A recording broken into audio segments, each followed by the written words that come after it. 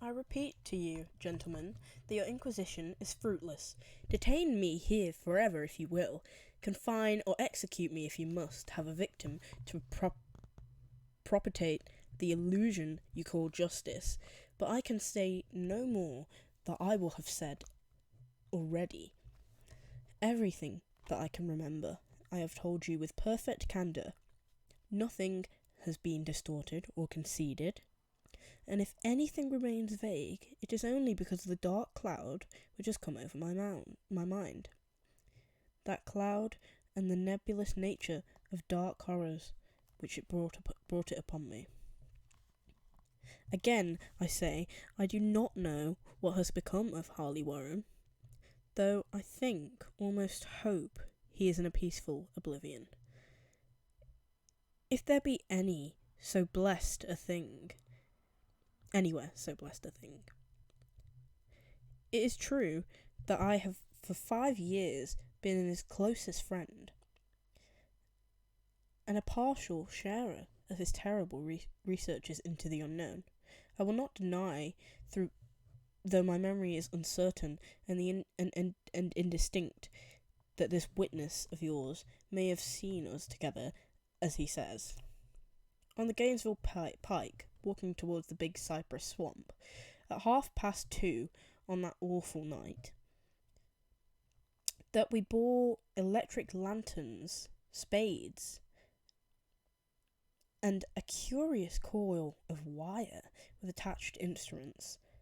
I will even affirm, for these things all played a part in that single hideous scene which remains burned into my shaken recollection. But of what followed, and of the reason I was found alone and dazed on the edge of the swamp next morning, I must insist that I know nothing save what I have told you over and over again. You say to me there is nothing in the swamp, or near it, which could form the setting of that frightful episode. I reply that I know nothing beyond what I saw. Vision or nightmare it may have been. Vision or nightmare, I fervently hope it was. Yet it is all that my mind retains, and what took place in those shocking hours after we left the sight of man. And why Harley Warren did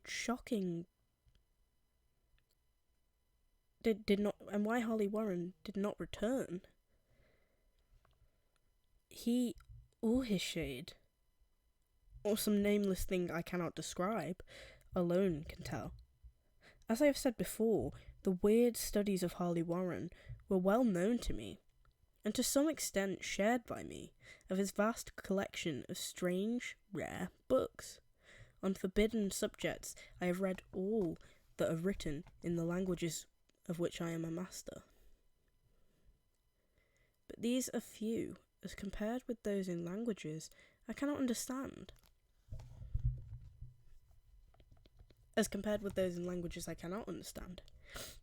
Most, I believe, are in Arabic.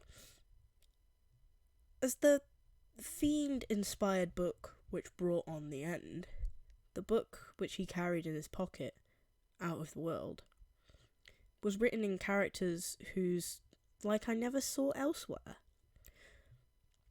Warren would never tell me just what was in the book. As to the nature of our studies, must I say, again, that I no longer retain full comprehension?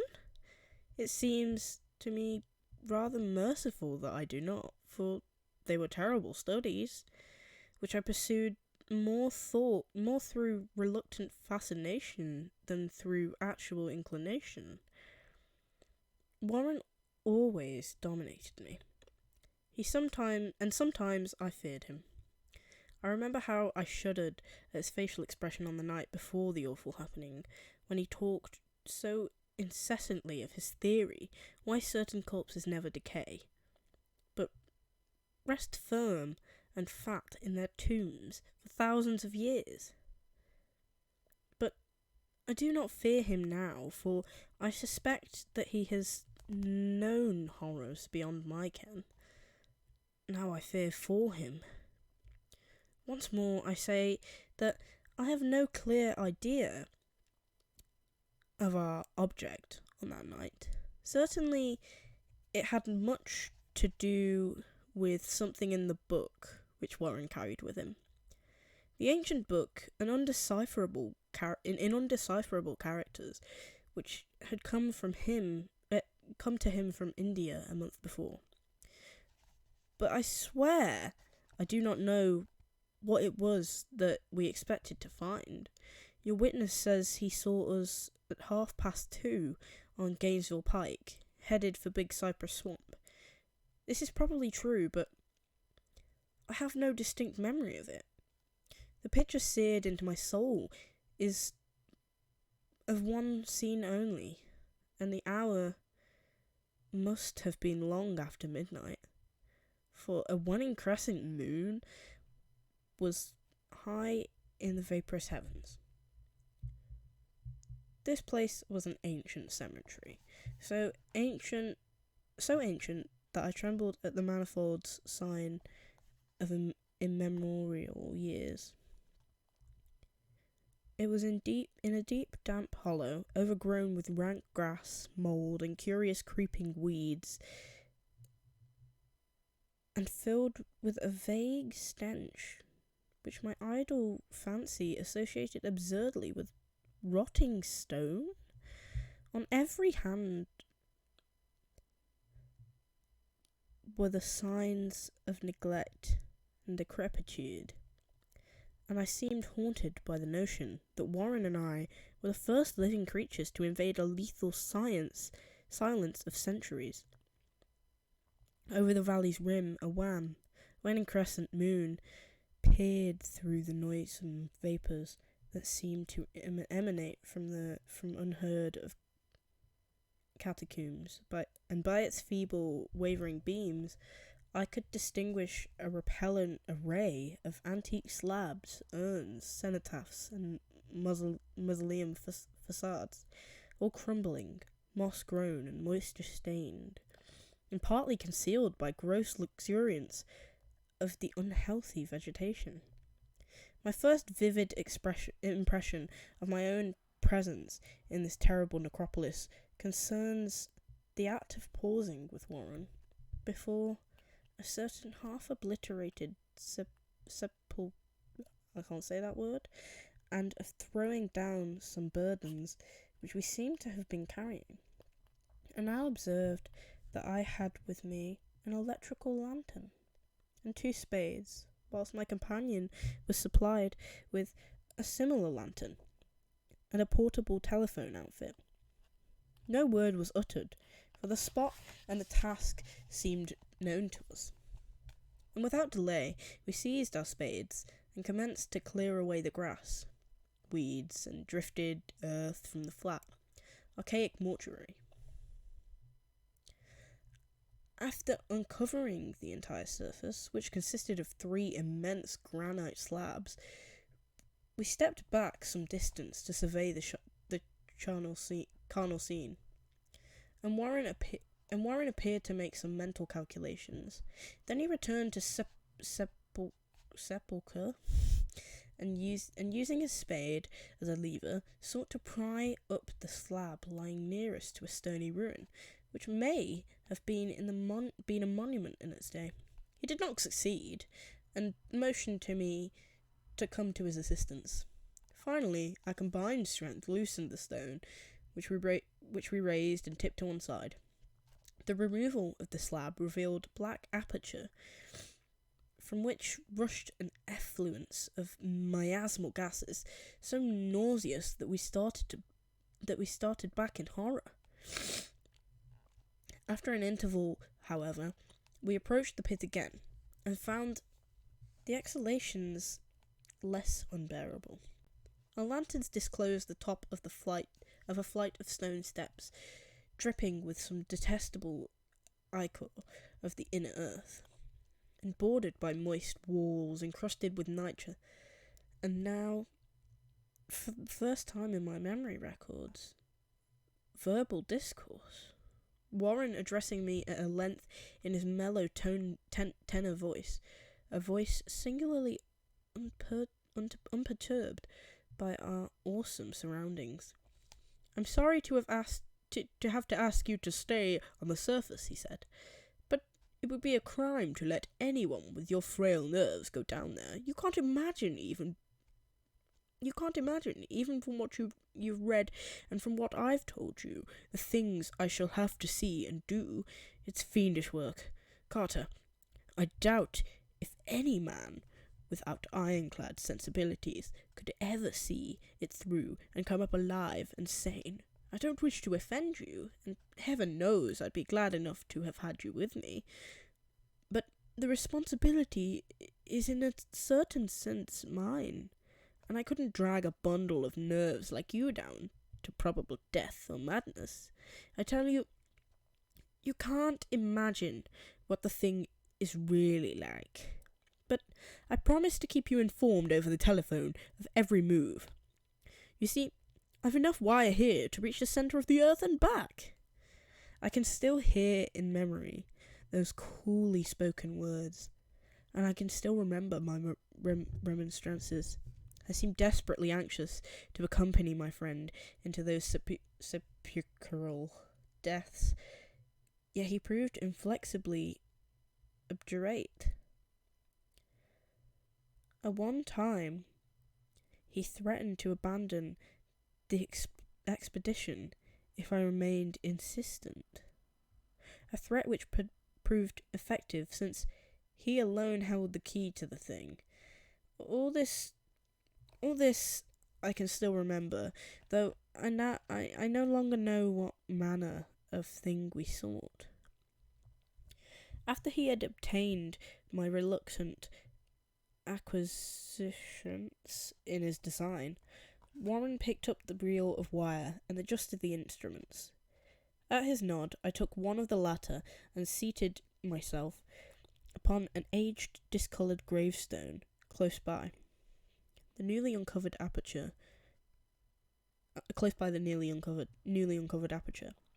Then he shook my hand and shouldered the coil of wire and disappeared within the indescribable ossuary.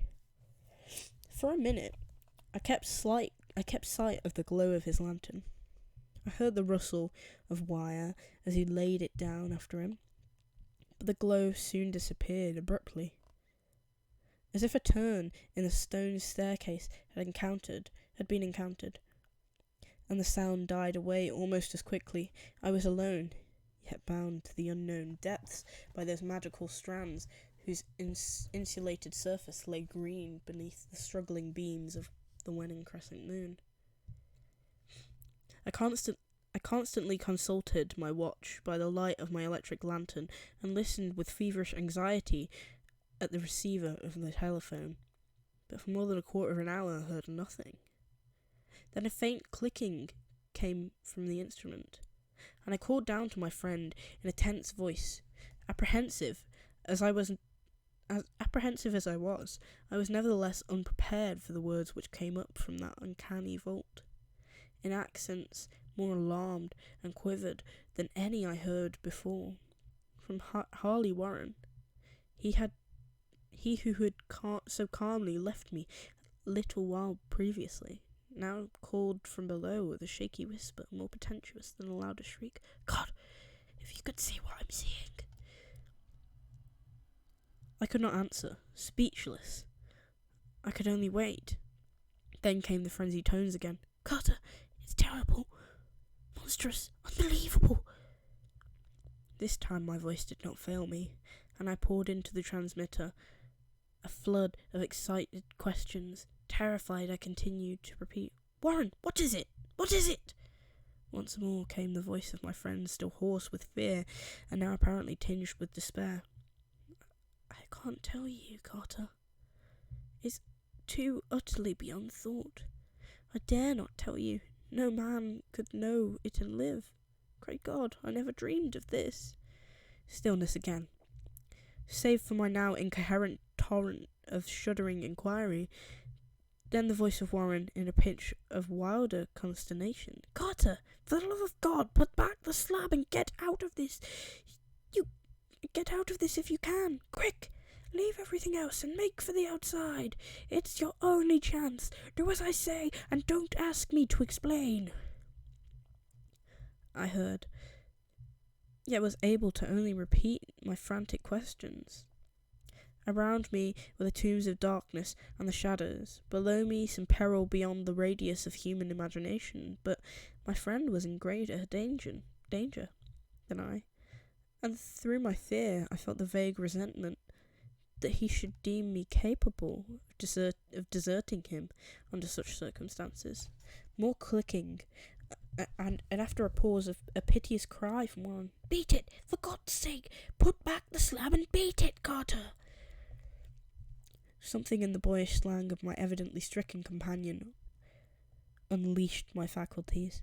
I formed and shouted a resolution. "Warren, brace up, I'm coming down!" But at this offer, the tone of my auditor changed to a scream of utter despair. "Don't! You can't understand. It's too late, and my own fault. Put back the slab and run. There's nothing else you or anyone can do now." The tone changed again, this time acquiring a softer quality, as of hopeless resignation. Yet it remained tense, through anxiety for me. "Quick, before it's too late." I tried not to heed him.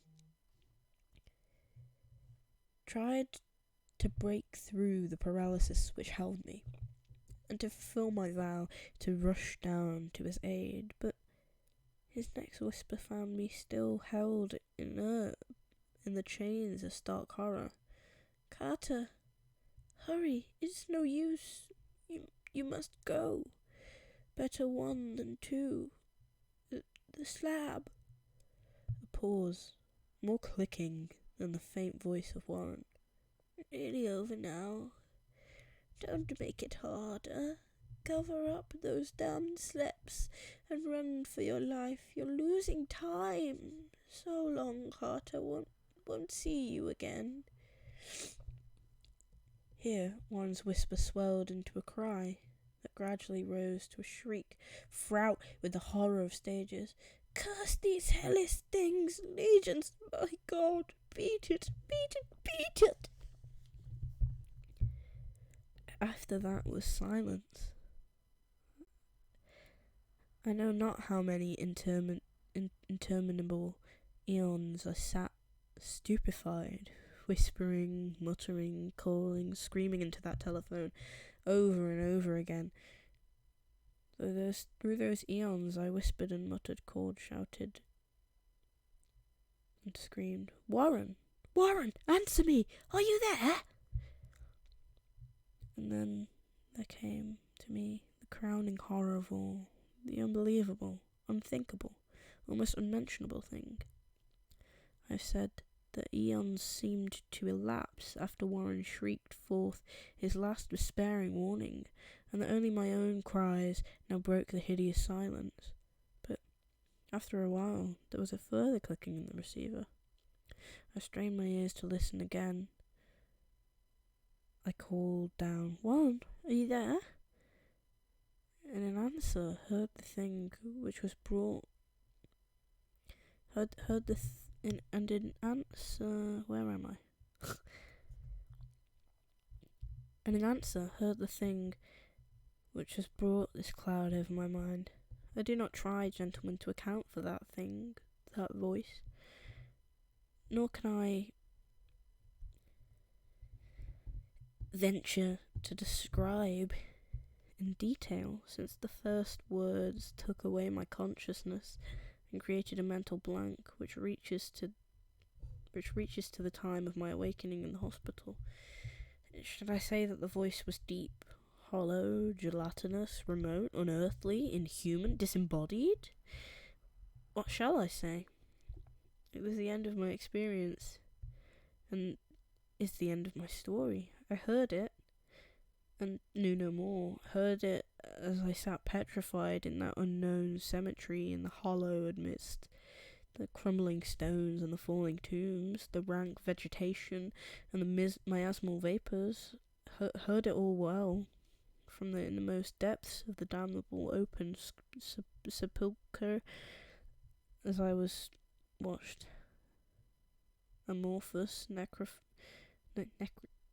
necrophagus shadows dance beneath an accursed waning moon, and this is what it said. "You fool, Warren is dead."